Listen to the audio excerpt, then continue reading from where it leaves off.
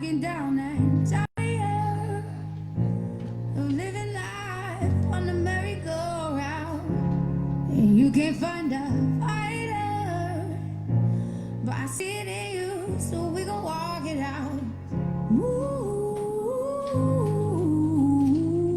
mountains, we gon' walk it out and move mountains. And I'll rise like the day. I'll rise unafraid. I'll rise up, and I'll do it 1,000 times again. And I'll rise up, I'll like the waves. I'll rise up, in spite of the ache. I'll rise up, and I'll do it 1,000 times again. You,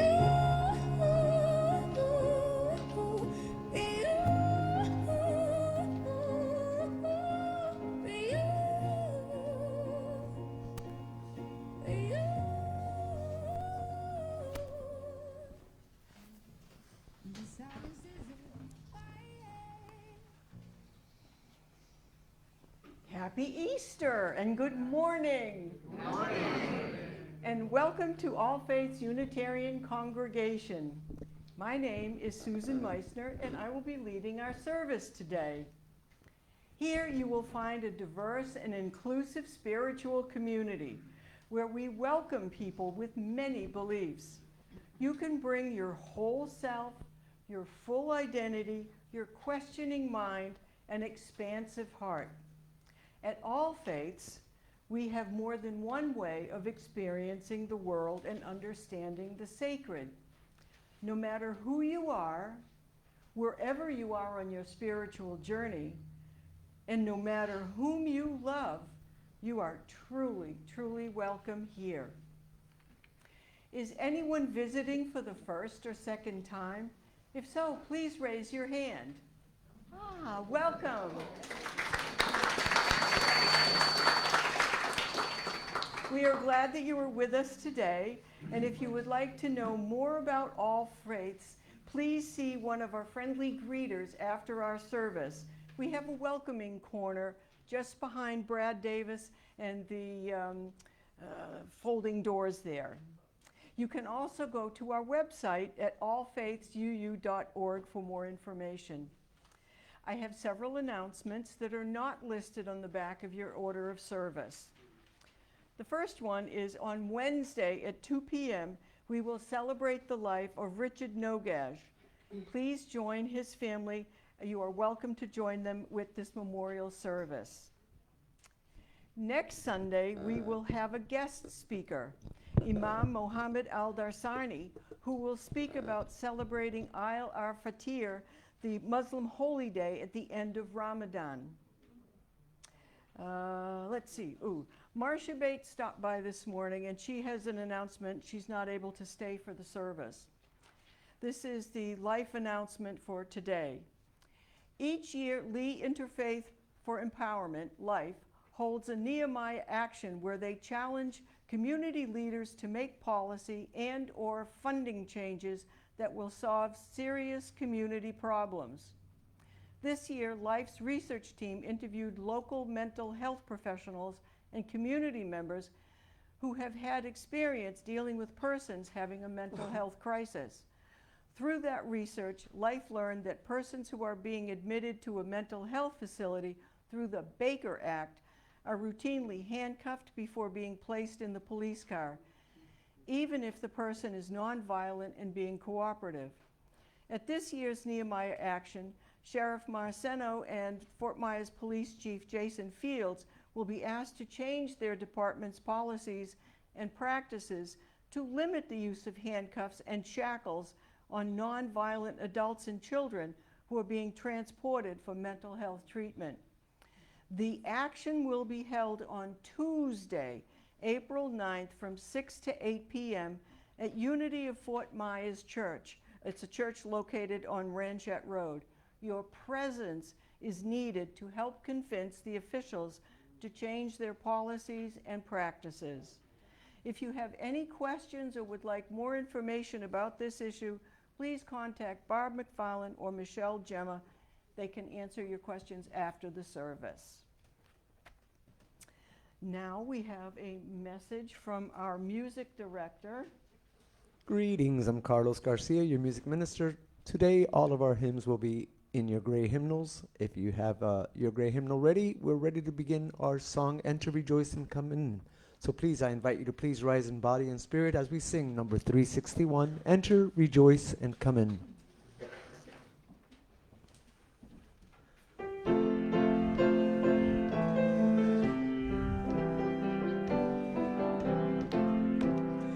Enter, rejoice, and come in. Enter, rejoice, and come in. Today will be a joyful day. Enter, rejoice, and come in. Open your ears to the song. Open your ears to the song. Today will be a joyful day. Enter, rejoice, and come in. Open your hearts, everyone. Open your hearts, everyone. Today will be a joyful day. Enter, rejoice, and come in. Don't be afraid of some change. Don't be afraid of some change. Today will be a joyful day. Enter, rejoice, and come in.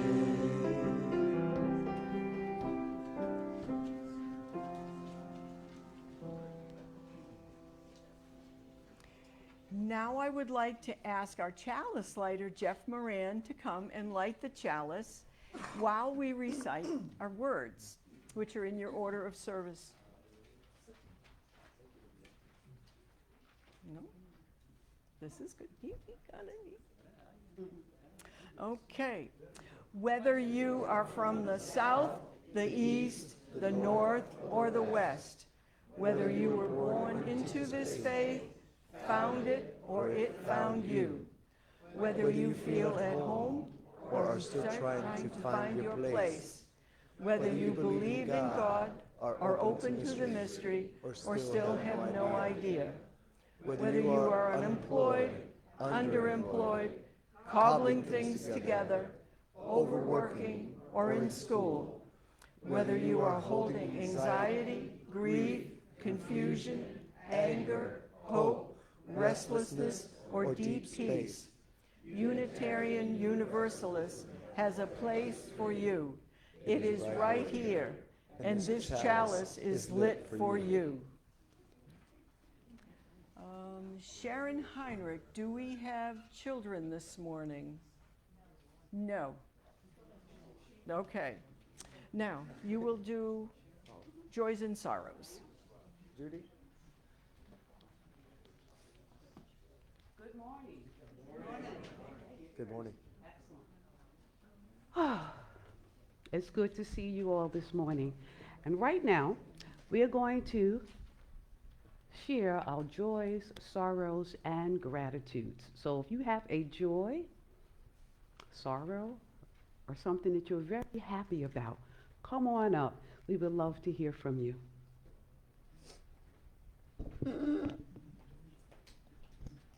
Oh, okay. I think she beat you. No, it's okay. Okay. Hello. Hello, hello, hello. I have a joy and a concern. The concern is Publix wasn't open this morning, so there's no ice cream. Ooh. Sorry, but next week we'll have it. And birthday cake. All right. My joy is I'm a grandmother. All right.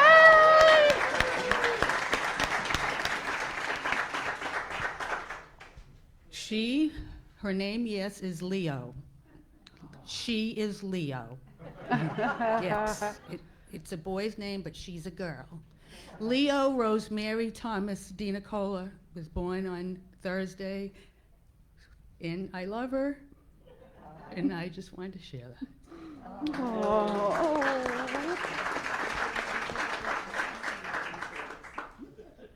there's still no ice cream. For Leo, and ice cream next week.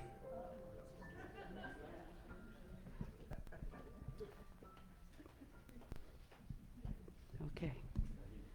Good morning, I'm Regina. I just wanted to light a candle for Joyce Ramey. She tripped yesterday over one of the curb things in the parking lot. Be careful if you're out there because they are a tripping hazard and people trip on them all the time. So she did break her hand and she has to see a specialist on Monday. But I did see she was still able to get some emails out this morning with one hand. So Joyce, this is for you. We hope you are healing well. We love you, Joycey. Wish you to heal very quickly. Thank you, thank you. Hello, everyone. Happy Easter, happy Resurrection Day, or how you ever worship. Doing the countdown, April 15th. I'm going to California with an aching in my heart, yes. I leave April 15th, and I will be back in September, and then I am back for good. The adventure is over. I had a wonderful time.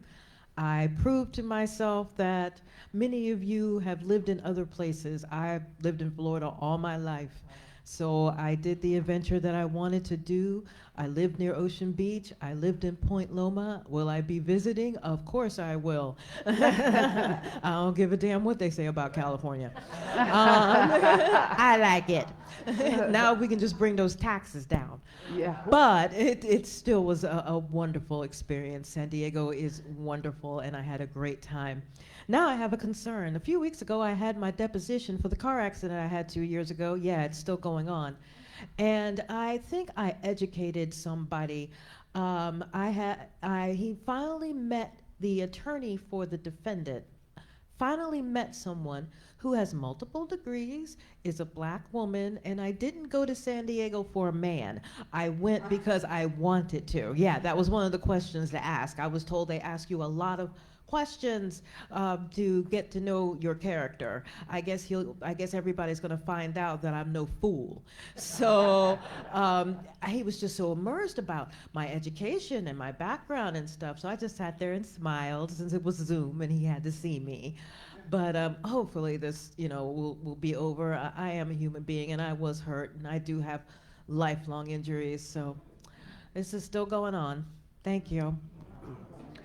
Well, it won't be complete until you light your candle. But we're glad that you're going to be back permanently. Uh-oh. Oh. Ooh. Let's do this one. There you go. A little stubborn candle. Okay. We're so glad that you're going to be a permanent resident here, that you're going to be back here in Florida. My house is still permanent. Oh, okay, all right. And we are hoping for, okay, and we are hoping for success with your case. Hi, my name's Greg. Hi, Greg. I'm a tender heart from Colorado. I'm here healing.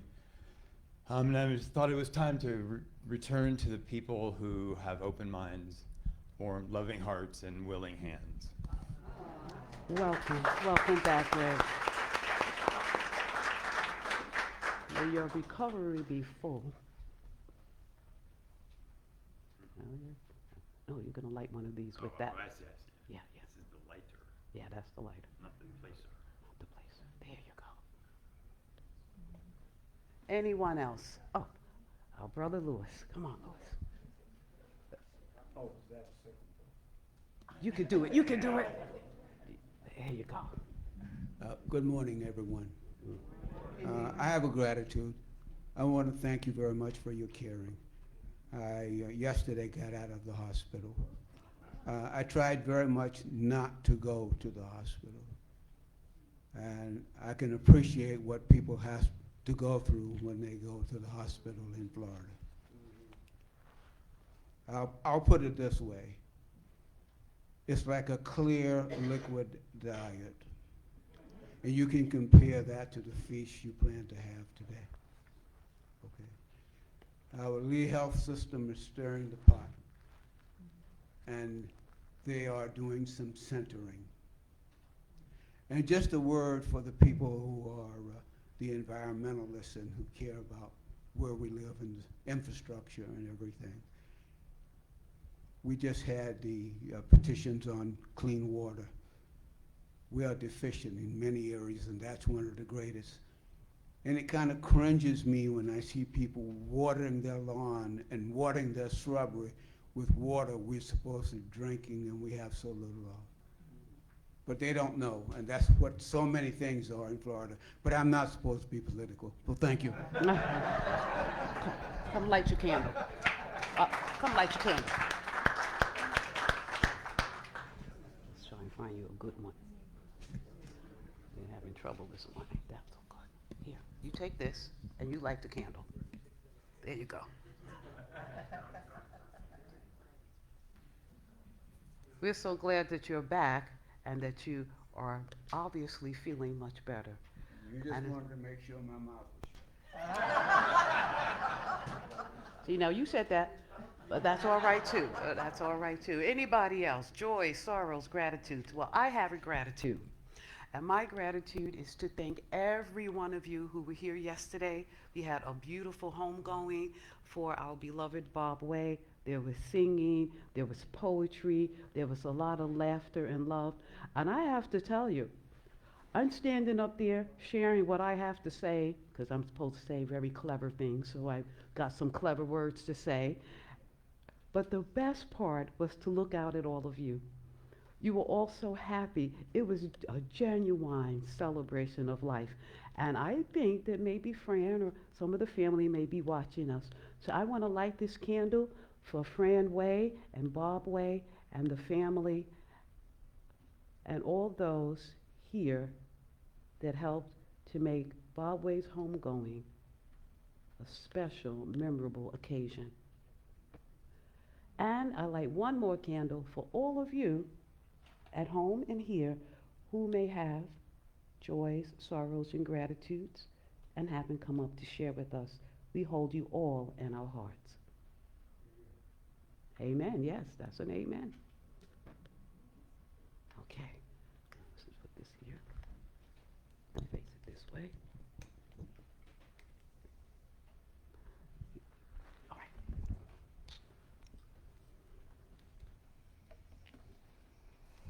I have a brief addendum to Michelle's ice cream saga. Yesterday, she and I were here at Bob Way's service, and she made a point to tell me that we were having ice cream and that I had to bring the brownies. So I went home and made 4 dozen brownies, and I brought them this morning, and she did not bring the ice cream. So you will all have to indulge and help yourself to the brownies.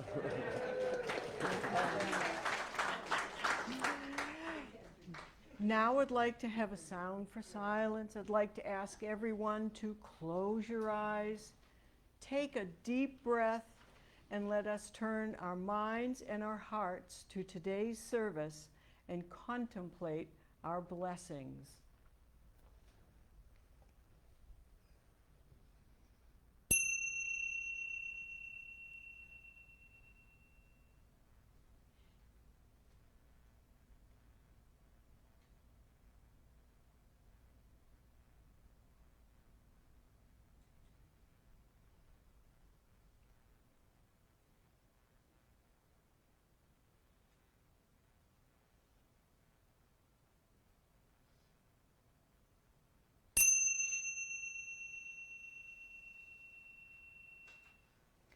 Now I'd like to ask everyone to please rise in body or spirit as we sing together hymn number 123, Spirit of Life.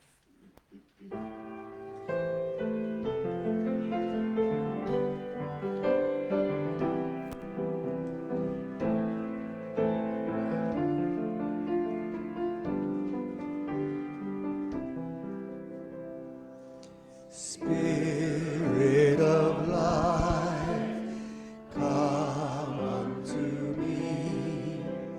Sing in my heart all the stirrings of compassion. Blow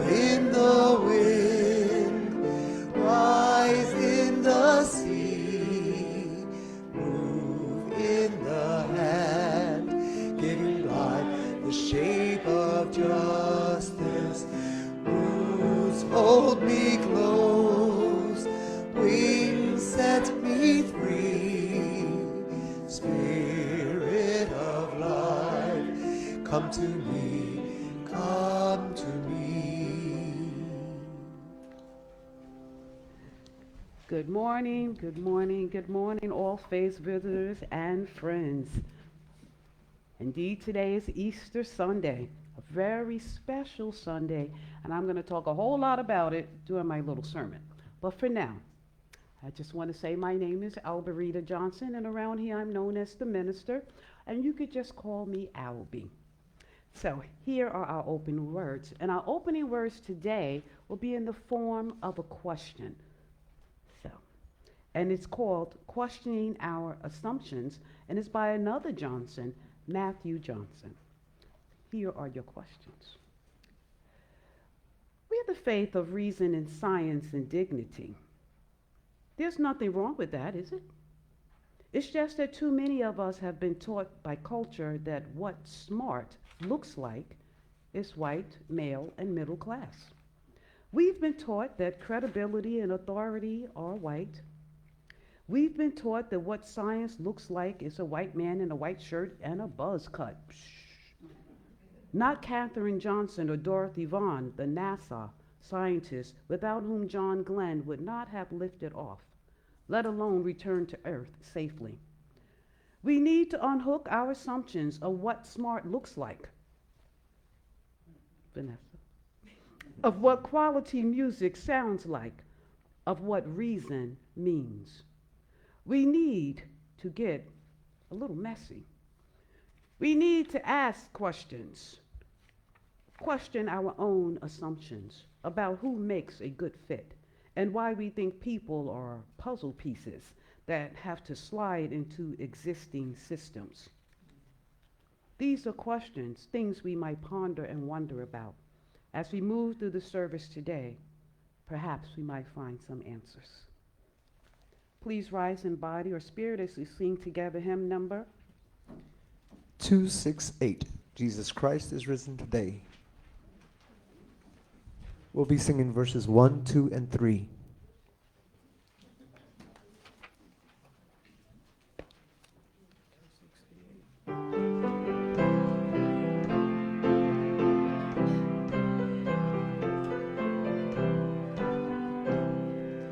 Jesus Christ is risen today. Hallelujah. Earth and heaven in chorus say, Hallelujah. Raise your joys and triumphs high. Hallelujah.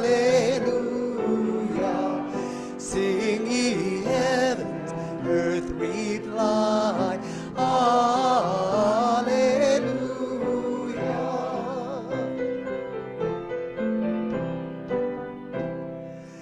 Love's redeeming work is done, Hallelujah. Fought the fight, the battle won, Hallelujah. Death in vain forbids him rise, Hallelujah. Christ has opened paradise, Hallelujah.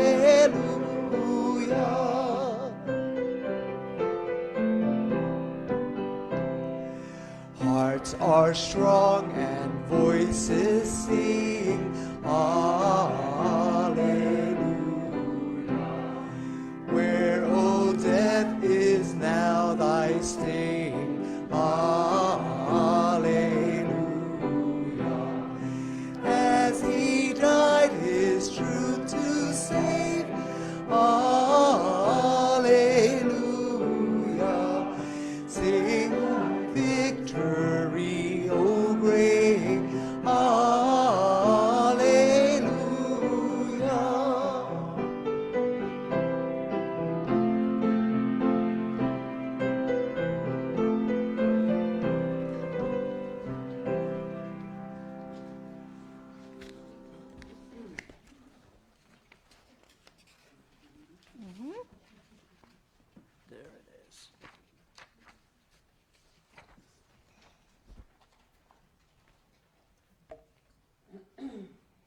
This morning's reading.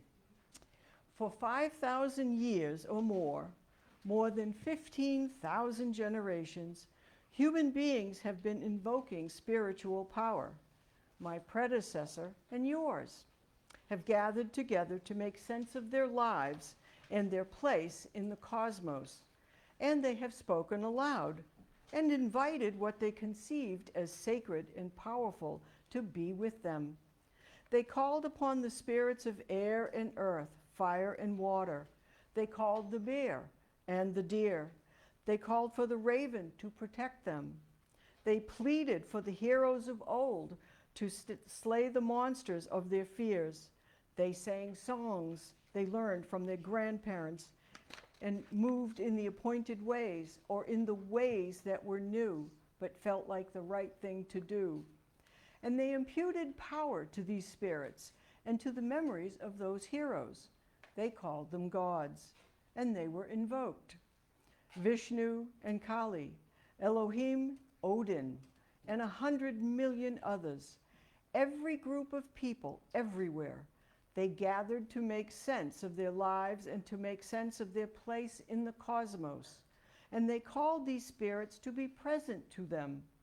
And so do we. And so do we. We gather this morning to make sense of ourselves and this universe in which we live as best we are able.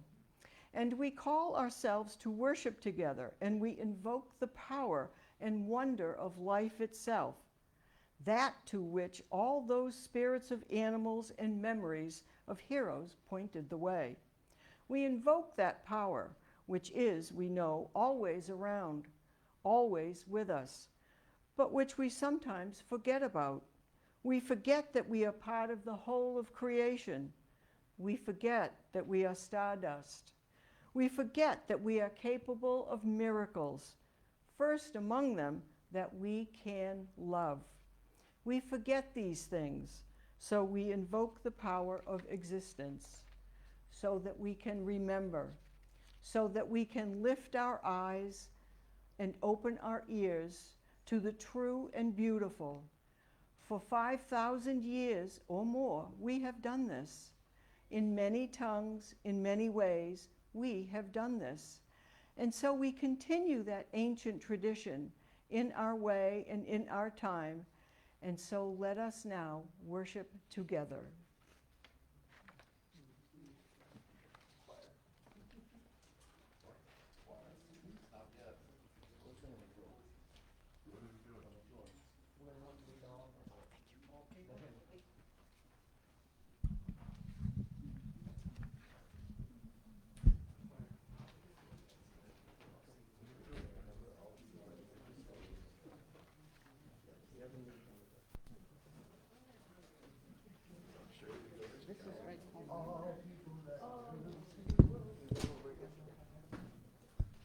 Number 370. Number 370 in your hymn, All People That on Earth Do Dwell.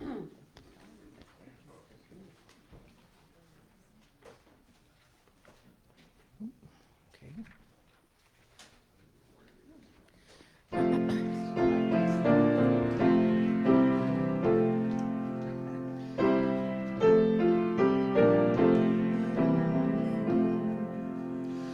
All people that on earth do dwell, sing ye aloud with cheer.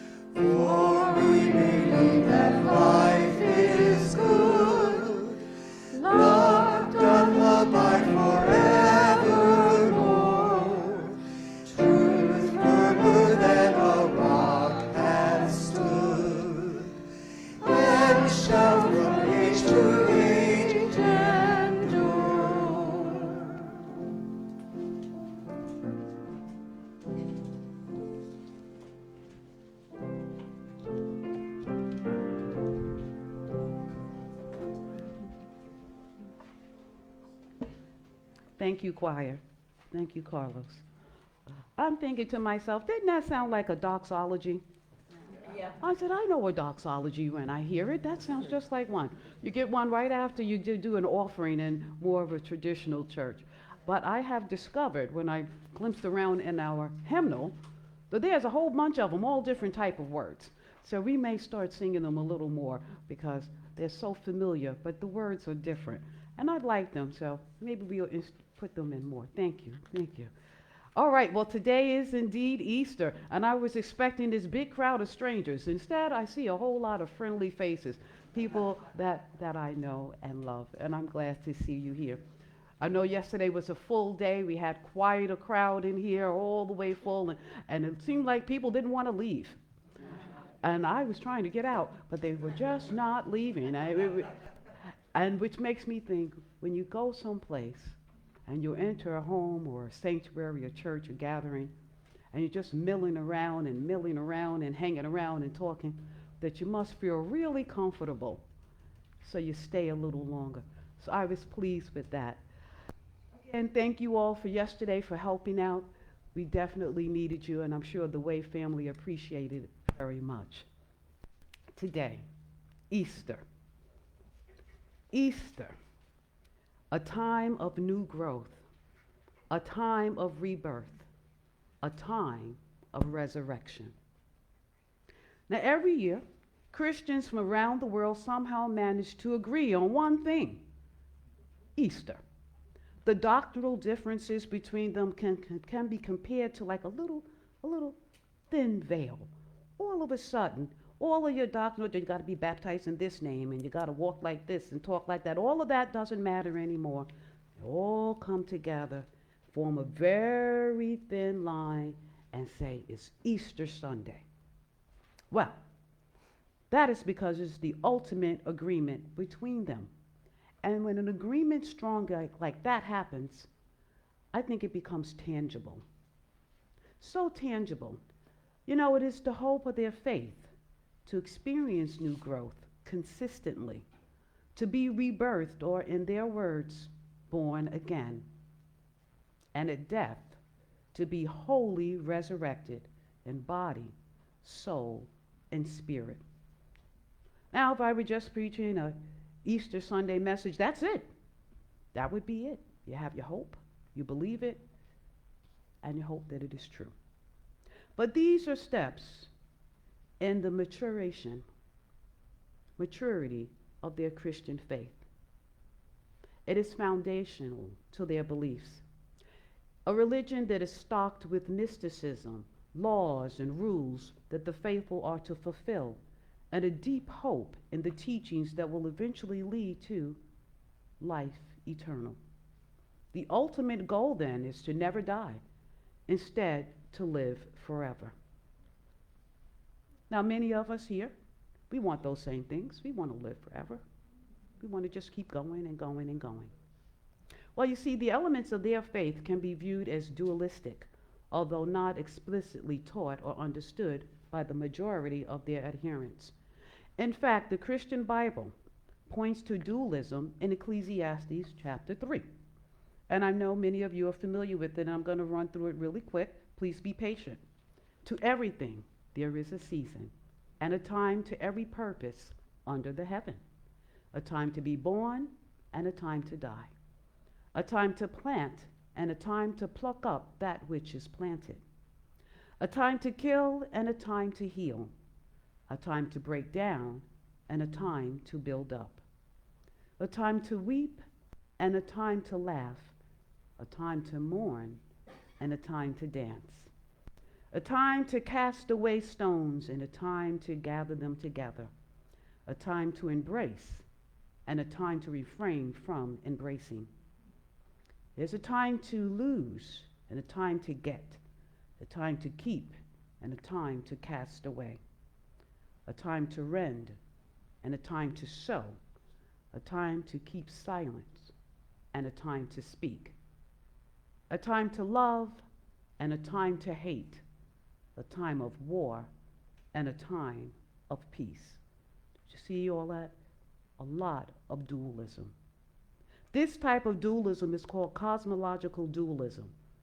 That is a theology or spiritual view that there are only two fundamental concepts, such as good and evil, and that these two concepts are in every way opposed to one another and yet are regarded as one.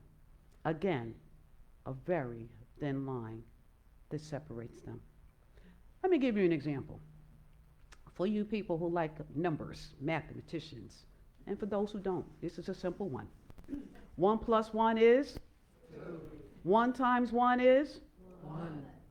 With this view, we see a popular adage in Unitarian Universalism, both and, 2 and 1 being equivalent and of equal importance or relevance, similar to cosmological dualism. Let me give you another example. Another example might be the concept of heaven and earth as shared in the Christian Bible and what is commonly called the Lord's Prayer. At the beginning, we start just like this. Our Father, which art in heaven, hallowed be thy name. Thy kingdom come, thy will be done on earth as it is in heaven. Two separate places linked together by Christ. It's a powerful reference to dualism. The question is then, how can two opposing forces be independent and remain one whole? Can one be dead and alive? Can one be God and human? Can one sole being, God, goddess, great mystery, be both and? Well, today being Easter Sunday, and in this age of science and religion, many wonder, can science and religion truly ever be reconciled? Well, according to National Geographic, most religions are overwhelmingly superstitious, which is completely incompatible with science. So can religion and science be reconciled? That's what we're going to talk about today. Imagine the crisis of faith one might have if and when it is discovered that their religion was simply a bunch of superstitious stuff. Well, Bob Worrell wrote in National Geographic the experience of one Jerry Cohn. Now, he's a scientist and author of Faith versus Fact, Why Science and Religion Are Incompatible. And he's talking about Jerry Cohn's crisis of faith. Jerry Cohn, his crisis of faith was due to an epiphany he had while listening to Sgt. Pepper's Lonely Hearts Club Band. I know, right? Who in the world? Well, the epiphany was, God does not exist. Now, he had been raised a Reformed Jewish man, and this revelation terrified him. And likewise, I think many Unitarian Universalists like us may have experienced a crisis of faith when we discovered Unitarian Universalism. I know I did. After having been a lifelong Christian, I was not exactly terrified, but I was fearful. Suppose I'm wrong. Suppose now that I'm questioning, suppose I go to hell. Now, I don't want to mislead any of you, so I'm just going to give you a brief synopsis of my journey. I'm just going to start wherever I want to. At one point in my life, I slowly began to wonder about female deities, and that kind of led me down this road of paganism. I eventually signed up for a class to learn more and have some other people to talk to and to discuss and learn and grow with while I was on this journey. But the journey was not what I expected, and I'm not even sure if it's what I desired. In fact, I didn't know what to expect really, so I was kind of lost and uncertain. So I held my new journey very close to my chest, like when you're playing cards. I see you trying to see what I have. Well, I held it close, and I didn't want to share with anyone because I was afraid. I was afraid of judgment, that I would lose family and friends. The people didn't want to talk to me or be around me anymore, and I didn't want to lose that. So I didn't tell anybody, but I was in that class and I was learning. My only time of sharing was actually in that class. Now, I know I'm no scientist, however, I do know how to deduct. I know how to reason, and I know how to discern. And I concluded that my faith alone was no longer enough. I just can't skip along and say, well, because I believe all is well. That didn't happen for me anymore. This opened me up to perhaps a both and approach to my faith, but to religion and spirituality, and include science? I hadn't gotten there yet, but it did open me up. I used to think that curiosity killed the cat. I still wonder where that came from. I know they have 9 lives, that's what they say and all, but my curiosity did not kill me. I grew, and I gained, with the most significant gain being the confidence enough to continue questioning, seeking, and learning more.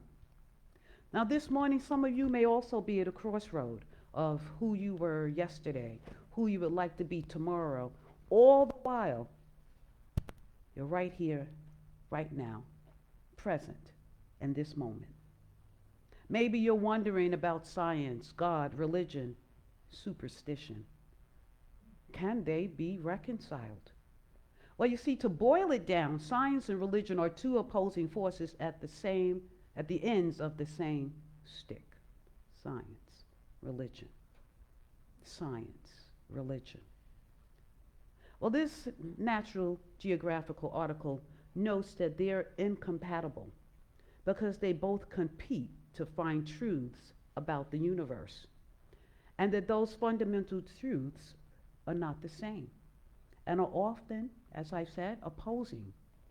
But believers are taught to accept the opposing no matter what in order to remain religious. Now, many Muslims and Christians, they believe their holy book to be literally true. And for a believer to question is to bring condemnation and possibly death upon themselves, not by some strangers, but by their own fellow adherents. This, my friends, this is the strength of belief without reason, condemnation, and possibly death. It is dangerous. Dangerous because without reasoning, one stops trying to make sense of the world around them.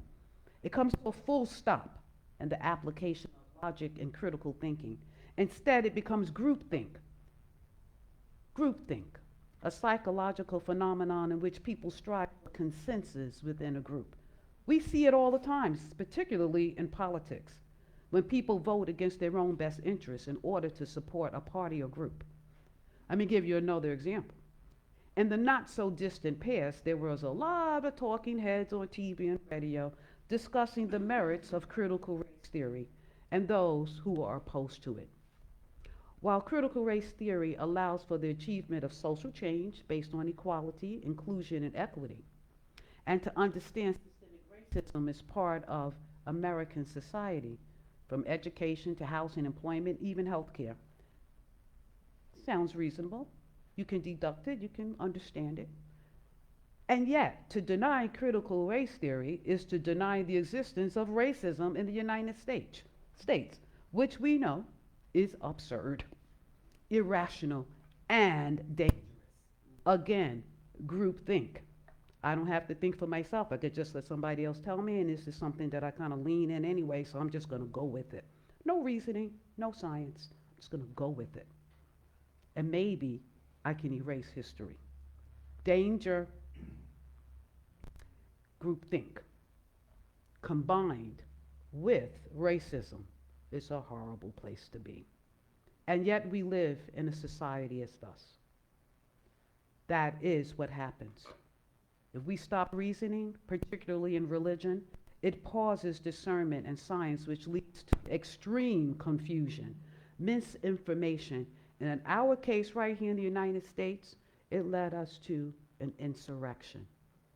This is the danger. But many of the faithful would rather remain confused and live superstitiously because to harmonize science and religion as opposed to, say, science and architecture. Oh, well, that's okay. Science and baseball, yeah, the ball goes a certain speed, and so we work with that with the numbers.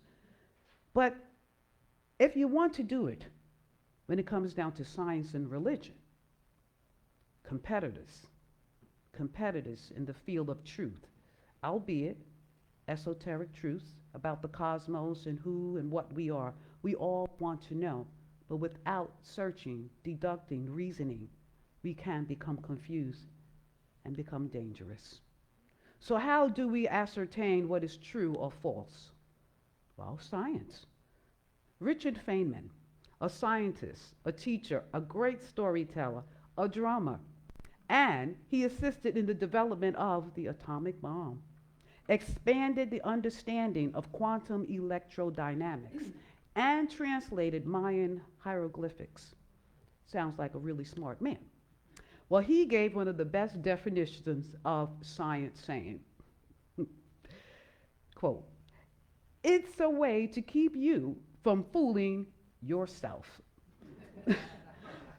And then he continues, "Because you're the easiest person to fool, especially when you're talking to yourself. Oh, I'm great and wonderful. You might believe that.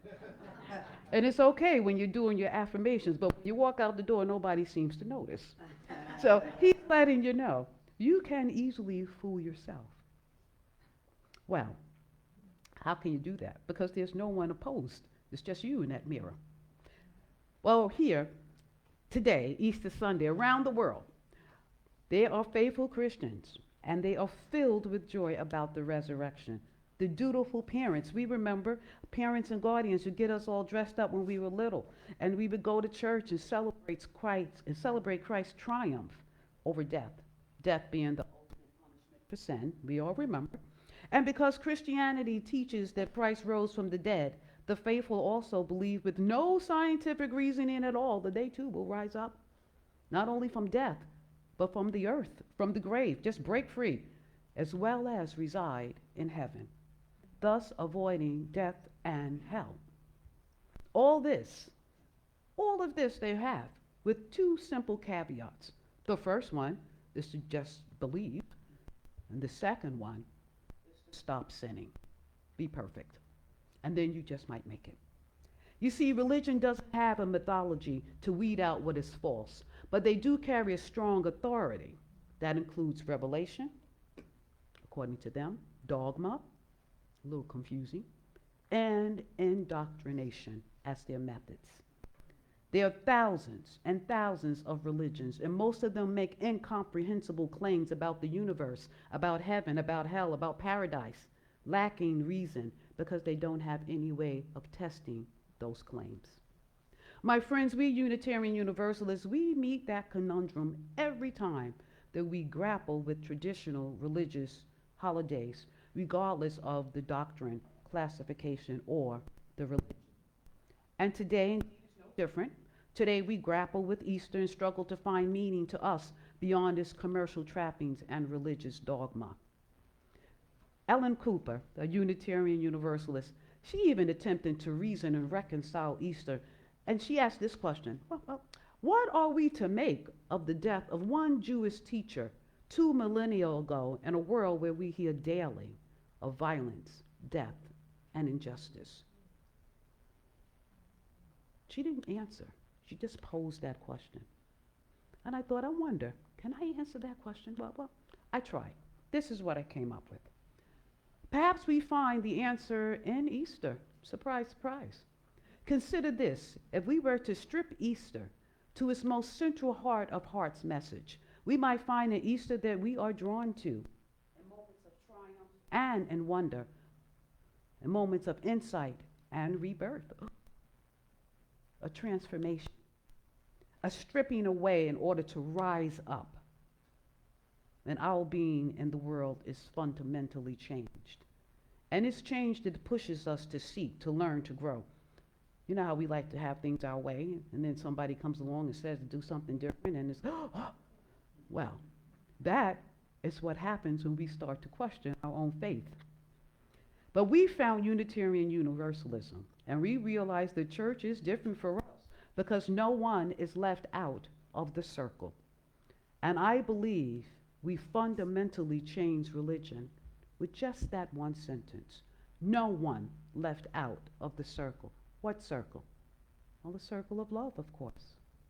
And when we realize that the story of Easter actually teaches us that death doesn't win, instead, love wins, we can rejoice. It is our Easter, a time for us to rise up and celebrate love. My friends, Love is at the center of our Unitarian Universalist values. It is life itself, the life of the here and now. One of the first verses I memorized as a Christian is found in John 3:16. Some of you may know it. For God so loved the world that he gave his only son. I know we want to use the old English, right? King James. For God so loved the world that he gave his only begotten son, that whosoever believeth in him shall not perish but have everlasting life. What's the driving force there? It's love that brings about the transformation that we can rise up. Rise up then to love greater, because ours is a religion of love that is demonstrated in science and religion. It is indeed both and, a science and a religion of interdependence, equity, pluralism, generosity, justice, and transformation, with love at its center. Therefore, my siblings, let us seek to embody these values over and over again. I'll say them again. Interdependence. I lean on you. You lean on me. Equity. If I have, you have. Pluralism. We are all together, but we don't have to all be exactly the same. Generosity. I give because I love. Justice, because it's fair. Transformation, because nothing remains the same. And most definitely love. What the world needs now, right? It's love, sweet love. We know it. We know you don't have to die for these values. No one has to die for these values, but instead, we live for these values. We live into these values. We choose to embody them and push them forward to be a religion of science and faith, to be both and. It can be a challenge today and every day. Today and every day, we must rise up and meet the challenge head on, to live and to love fully, as our sister Joyce Ramey reminds us often. To join in the celebrations of Easter, to love the pagan who believes in multiple gods and goddesses, to love the Christian, the Jew, the Hindu, the Muslim, all of our siblings. You see, my friends, death to prove love is not love at all. In fact, the same Christian Bible that teaches death because of sin also teaches that love believes all things, bears all things, hopes all things, that love never fails. Didn't tell you to die. None of which is dead, but alive. And it's alive in us to give, alive enough that we can, with the sincerest of belief, share our love. With fortitude of hope, we can share our love. With the strength of love, we can share the burdens of our loved ones. So I close today with the lyrics of Rise Up by Audra Day. I don't know if you know it, but I know it and I love it. I'm just going to mumble out some words and Carlos to sing, right? Because I have this on. Now, if I didn't have this on, I can just ask Brad to turn it off. I would just sing nice and loud, and maybe you wouldn't hear me. But this is what Audra Day had to say. And I'll rise up. I'll rise like the day. I'll rise up. I'll rise unafraid. I'll rise up, and I'll do it 1,000 times again. And I'll do it 1,000 times again. And I'll rise up high like the waves. I'll rise up in spite of ache. I'll rise up, and I'll do it 1,000 times again. Play it. For you, for you, for you, for you, for you, for you, for you, for you, for you. Come on, Carlos. We practice this. For you. Here we go.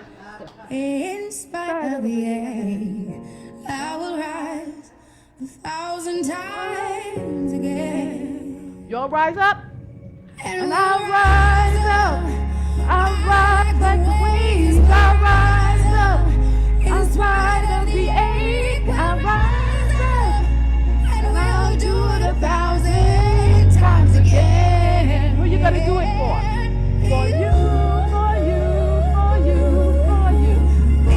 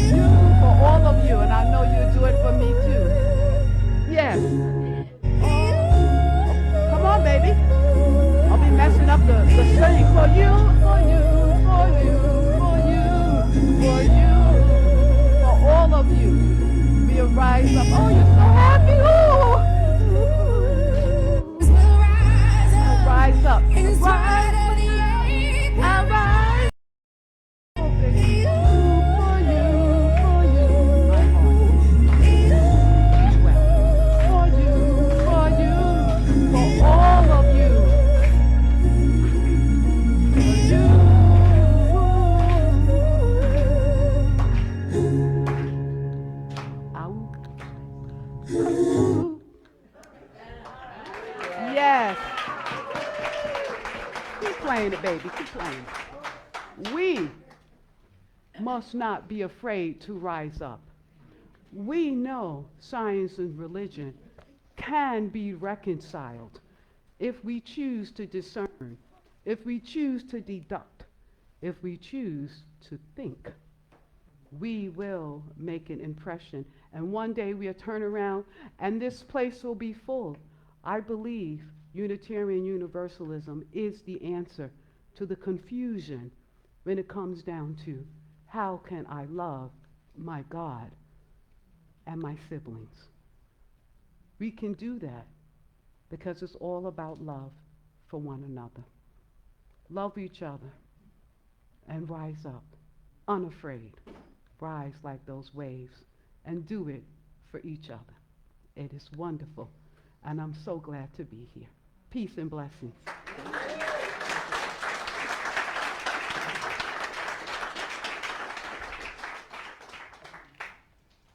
Thank you, Albie. In preparation for our offertory, I have a very short, funny haha, because laughter makes us generous. Once upon a time, there was a minister preaching to a small group of very young children, and he had a question for the children.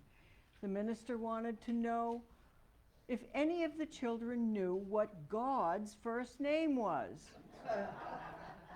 And none of the children could answer except one little boy whose arm shot right up, and he excitedly said, I know, I know. And the minister said, what is God's first name? The little boy said, well, everybody knows, it's Howard. And the minister said, what do you mean, Howard? And the little boy quickly recited, Our Father who art in heaven, hallowed be thy name.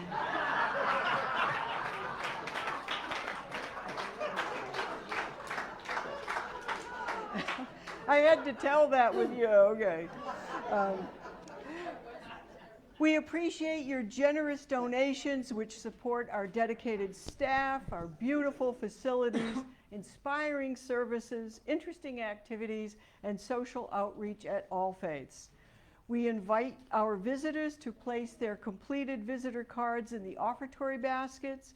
And if you are with us on live stream service, you can mail checks or visit our website at allfaiths.uu.org. And our offering will now be received. Thank you. Let us turn to number 305 in our hymnals. De Colores will be singing the 3 verses in English, and brush up on your Spanish as the last verse will be sung in Spanish.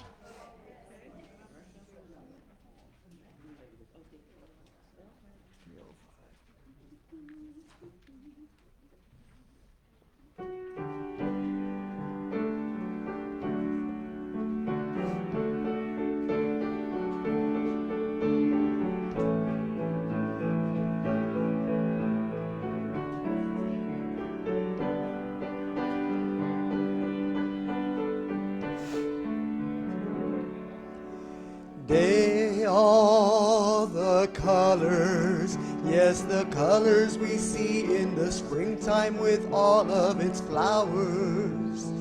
All the colors, when the sunlight shines out through the rift in the cloud and it showers.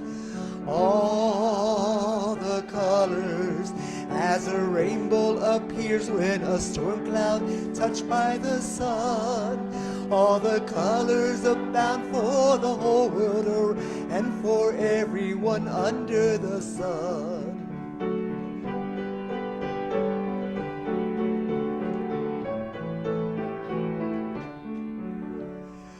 All the colors, yes, the colors of people parading on by with their banners.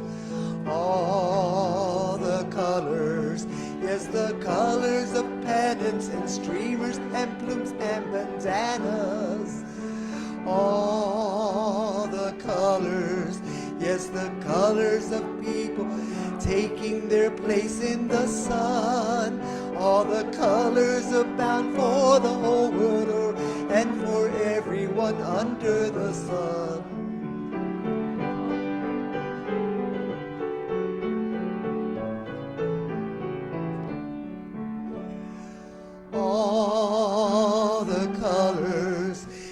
the black and the white and the red and the brown and the yellow. All the colors of people who smile and shake hands and say hello. All the colors abound for the whole world and for everyone under the sun.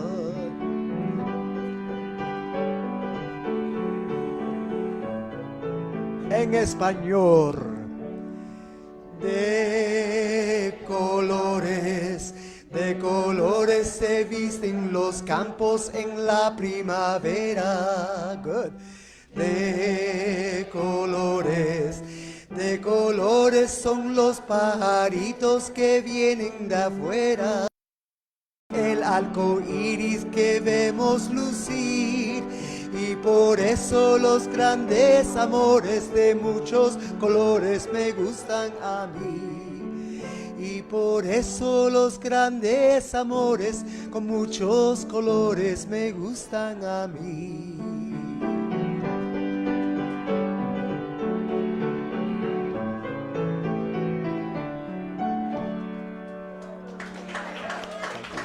Happy Easter. All the colors, indeed, absolutely beautiful. Thank you. Else? Good, good, good. I mumbled through, but that's how you learn, isn't it? Our closing words. For all those who celebrate the resurrection of Jesus, may this day be another affirmation of divine love and promise. For all those who see the eternal story of new spring and life beginning anew, may you breathe deeply of a season of promise and hope. For all who are experiencing despair, hopelessness this Easter, may you find a doorway to light and warmth that offers you freedom. For all of us together, we can do what no one isolated person can do. Rolling away the heavy stones aside reminds us we are far more powerful than we ever could be on our own. Our offering of strong hands to help are prayers made real. May we always reach out. Let us begin again and again, and love always. Happy Easter.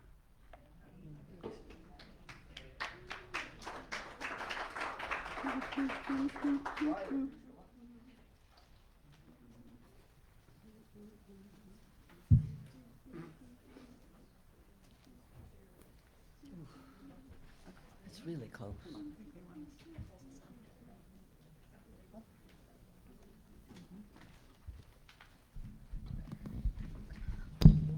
Yeah, we're going to do our best with the song as two of our choir members are not with us today.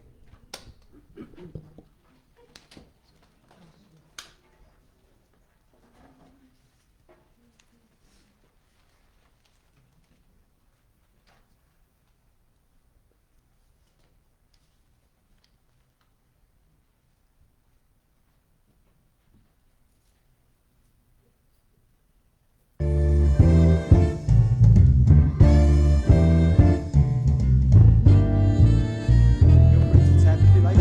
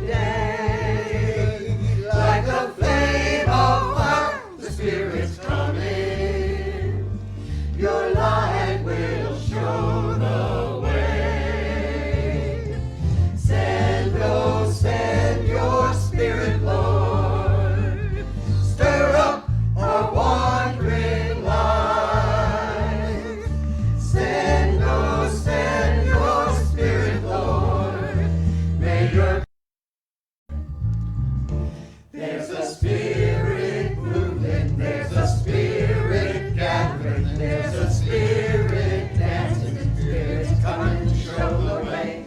There's a spirit moving, there's a spirit dancing, spirits coming, spirits coming. There's a spirit coming from the heavens, there's a spirit coming from above, like a flame of fire, the spirit's come.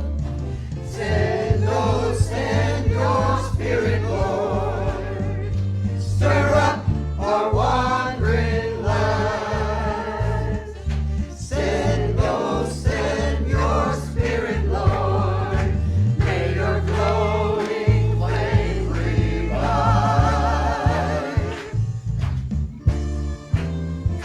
May your glowing flame revive.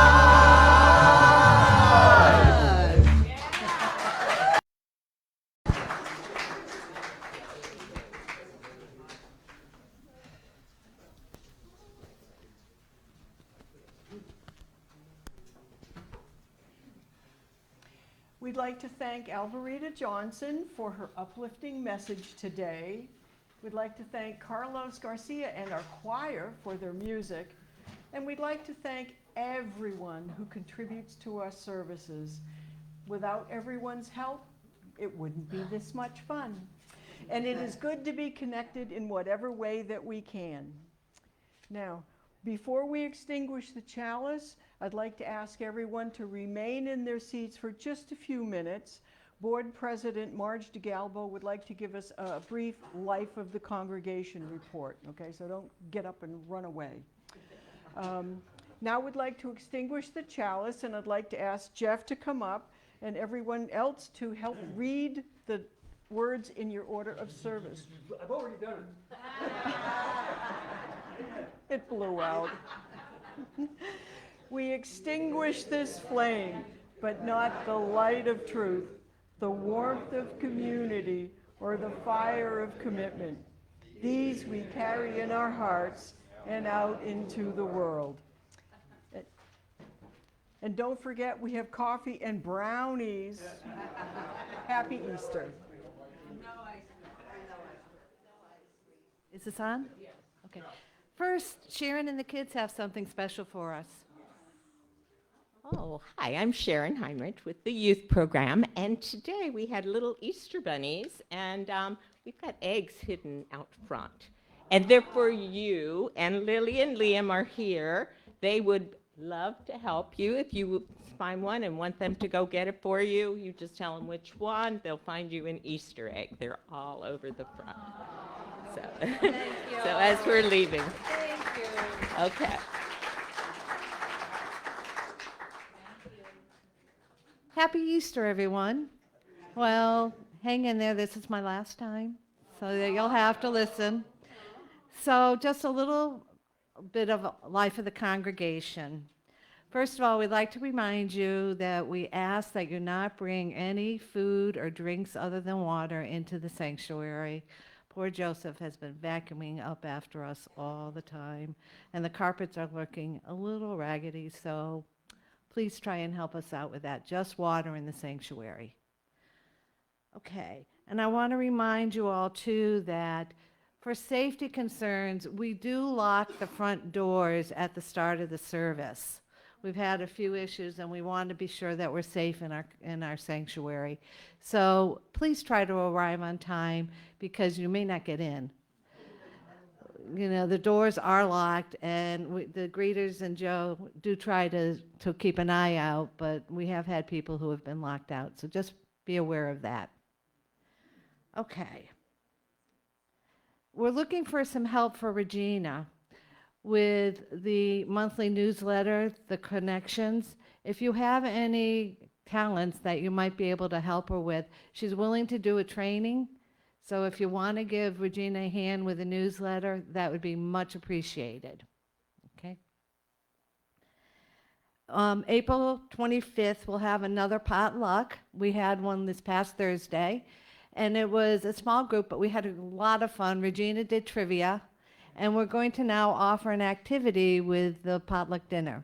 So you don't have to travel an hour just to get here to have dinner.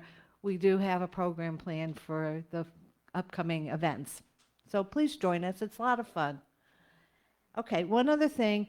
The UUA General Assembly in June will be all virtual this year. We have 2 delegates. Albie and Frank Geltner are 2 of our delegates. We are entitled to 3, so we're looking for a 3rd delegate. If anyone is interested, please let us know. It's virtual. So you can do it right from your computer. And we do have monies available to help with the registration. So if you're interested, let us know. And that's it. Happy Easter, everybody. Now,